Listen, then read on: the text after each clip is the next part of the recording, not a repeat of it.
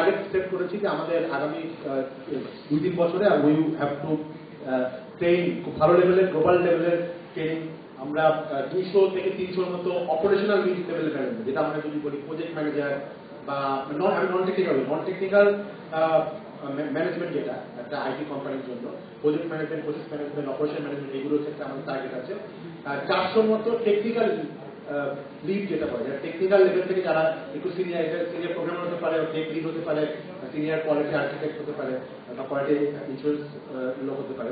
তো সেই ব্যাপারগুলোতে আমরা 400 টার্গেট করা হবে। তো আর সি লেভেলে টপ লেভেলে 50 জনের মতো টার্গেট করা হয়। তো 50, 200 আর 400 থেকে 500, তো এই লেভেলে একটা টার্গেট সেট করা হয়েছে। তারপরে জানেন অলরেডি যে বেসিসের পক্ষ থেকে একটা বা পেপারও এসেছে যে সংক্রমণের ট্রেনিং হবে নভেম্বরের শেষের দিকে। তো সেটার ব্যাপারে আপনার যারা interested, very good programme, you can apply. আর আমরা যেটা বলা হলো যে একটা বড় ক্যাপাসিটি পার্সপেক্টিভ বা ইনফ্রাস্ট্রাকচার সাপোর্ট হিসাবে অলরেডি এই প্রজেক্ট থেকে বেসিসের বিআই টিমের যে দুটা ল্যাব আছে, সেই দুটা ল্যাবকে পুরো নতুন করে ইকুইপ করা হয়েছে খুব হাই এন্ড কনফিগারেশন দিয়ে। অলরেডি প্রায় 50 থেকে 60 লাখ টাকার procurement এখানে হচ্ছে। তো that is a very good thing, and we are grateful to this project for providing this support. আমরা আশা করি যে আমরা যদি এই টোটাল মাইন্ডসেটটা, we are very happy that একটু আগে দিদি মহোদয় বললেন যে আসলে টোটাল জিনিসটা কিন্তু এখন ইন্ডাস্ট্রি ড্রিভেন হচ্ছে। আমরা উই আর ভেরি হ্যাপি। আমরা যখন কথা বলি উই ফাইন্ড দ্যাট ওনারাও মনে করছে যে it has to be driven by the industry, it has to be for the industry. অতএব এটা কিন্তু মাইন্ডসেটটা আছে, কিন্তু আমরা আগামী যখন ইমপ্লিমেন্টেশন যাবো we have to ensure that at the end of the day আমাদের টার্গেট হচ্ছে লোক, আমাদের যারা ট্রেনিং করাচ্ছি, যাই করছি, এমপ্লয়মেন্ট জেনারেশন হয় এবং আমাদের ইকোনমিতে কন্ট্রিবিউট করতে পারে। তো সেই অর্থে আমরা সবাই মিলে একসাথে কাজ করবো এবং আপনাদের সকলকে আবারও ধন্যবাদ। ধন্যবাদ জনাব ফাইন মাসরুর আপনার ফিডব্যাক প্রদান করার জন্য। এ পর্যায়ে ফিডব্যাক প্রদানের জন্য অনুরোধ জানাচ্ছি Bangladesh association of call centre and outsourcing এর পক্ষ থেকে পাকর সভাপতি জনাব আহমদুল হককে।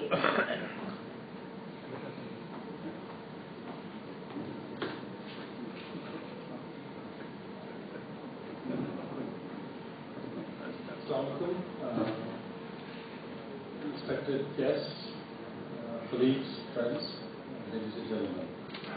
আমাকে আজকে এখানে ডাকার জন্য such a gathering, it's a really privilege, and এইসব অপরচুনিটিটা আমরা এখন থেকে দেখছি যে আমাদের ministry ICT has taken, and which is I think is a first step towards going on. আমি আজকে যেটা কথা বলতে চাচ্ছি সেটা হলো যে বাক্য ইন্ডাস্ট্রি সম্বন্ধে একটু বলবো, এটা কি, এটার অপরচুনিটিস কি আছে, এটা লোকালি অ্যান্ড ইন্টারন্যাশনালি আমাদের কারেন্ট সিচুয়েশনটা কি। তারপরে আমি তিনটা ট্র্যাক নিয়ে যেটা আজকে কথা বলেছে সেই প্রত্যেকটার মধ্যে আমি কিছু আলাপ করবো যেটা আমাদের রিকোয়ারমেন্টস আছে সেটার সাথে এটা রাখা। Bangladesh association of call centre and outsourcing, এটা ইজ লাইসেন্সড BTRC, আমাদের 2008-এ স্টার্ট হয়। এখন আপাতত about 70টা কোম্পানি অপারেটিং, about 20 থেকে 25,000 ছেলেমেয়েরা এখানে কাজ করছে, part time and full time কাজ করছে। ডিফারেন্ট স্টেজে এটা আবার 4-5 বছর হয়েছে, অ্যান্ড আমার মনে হয় যে এটা পোটেনশিয়াল। এটার মার্কেটটা কি, এটা ইন্টারন্যাশনাল মার্কেট যদি আমরা দেখি, নর্থ আমেরিকায় যদি ট্রায়ালটা দেখি, সেটা হলো $500 বিলিয়ন মার্কেট, যেটা ওরা আউটসোর্স করার জন্য রেডি আছে। তার মধ্যে আবার 30 থেকে 35 ভাগ আউটসোর্সিং হয়েছে। তো আমি একটু বলবো যে আমি যেটা নিয়ে আলাপ করছি সেটা সফটওয়্যার ডেভেলপমেন্ট আউটসোর্সিং নিয়ে কথা বলছি না, আমি বলছি যে কোম্পানির ব্যাক অফিস, এটা একটু বলার দরকার আছে। বিজনেস প্রসেস আউটসোর্সিং নিয়ে আমি যেটা কথা বলি সেটা হলো সব ইন্ডাস্ট্রি থেকে, আমরা টেলিকমিউনিকেশন ইন্ডাস্ট্রি থেকে যেটা হয় সেটা কাস্টমার সার্ভিস, সেলস, টেলিসেলস যেটা করে, তারপরে ডিফারেন্ট প্রোগ্রাম যারা ওরা ইনিশিয়েট করে সেগুলিতে সার্ভিস দেওয়া। তারপরে ব্যাংকিং সেক্টরে আউটসোর্সিং, এখানে আছে অ্যাকাউন্টস, তারপরে credit management, credit card management, customer service. So all sector থেকে যেসব ওদের কোর কম্পিটেন্স যদি আমরা দেখি, সেটা ছাড়া যেসব রুটিন কাজ করে সেটা এখন আমরা ইন্টারন্যাশনালি দেখি যে সবাই আউটসোর্স করে টু স্পেশালাইজড কোম্পানি। ঠিক ওই স্পেসে কিন্তু আমাদের এই বিজনেস প্রসেস আউটসোর্সিং বিজনেসের কথা বলছি।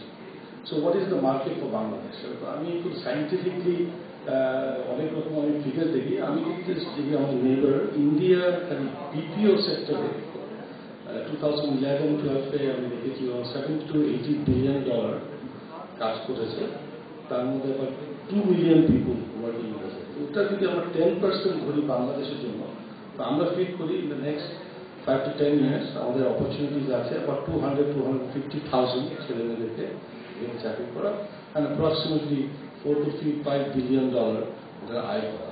And interestingly, almost 70% আমাদের কস্ট হলো স্যালারি। সো মোস্ট এটা জিনিসটা হলো যে এটা আমাদের ছেলেমেয়েরা middle class and lower middle class ছেলেমেয়েদের একটা অপরচুনিটিস ক্রিয়েট হবে। আমরা দেখেছি যে এই 18 বছর থেকে 28-30 বছর ছেলেমেয়েদের যদি এভরি ডলার আমরা দিই, সব স্টাডি দেখা যায় যে এই যে মাল্টিপ্লায়ার এফেক্ট, এবং বাংলাদেশে ওরা at least 11 times the multiplier effect. So it has a huge potential not only to bring jobs but also to the local economy. এখন আমরা যদি দেখি বাংলাদেশে আমাদের এই লাস্ট 2 বছর দিয়ে আমরা দেখছি যে আমাদের local companies, specially telecommunication, bank, insurance, they are starting to outsource, which is a great sign, because আমাদের যদি লোকাল কোম্পানিজরা যদি আউটসোর্স না করে, it becomes very difficult to convince international companies এই দেশে এসে আমাদেরকে সার্ভিস দেওয়ার জন্য। সো আমার কাছে যেটা মনে হয় যে এই প্ল্যাটফর্ম এটাকে আরো একটু এক্সপ্যান্ড করা দরকার। I think Mr. Gohar was mentioning যে আমাদের বিজনেস